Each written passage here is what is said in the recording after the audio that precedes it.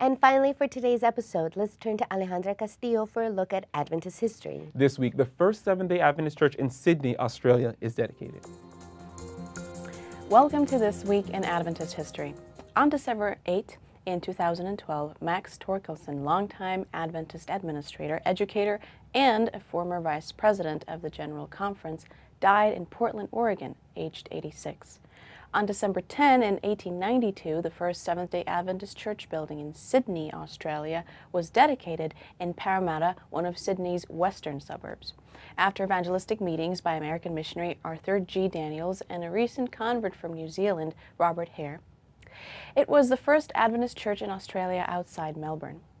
And on December 12, in 1866, the first Seventh-day Adventist church in the U.S. state of Maine had been organized at Norwich by Merritt E. Cornell, John N. Andrews, and James and Ellen White.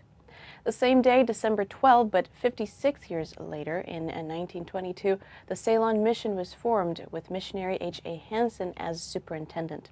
Today, it is the Sri Lanka Mission, which has around 4,000 church members. Also on December 12, but 72 years earlier in 1850, Charles H. Jones had been born in Warner, New Hampshire.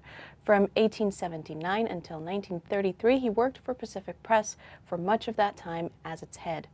He also made short visits to Britain and Canada and helped to start Adventist publishing work in those countries. That was This Week in Adventist History.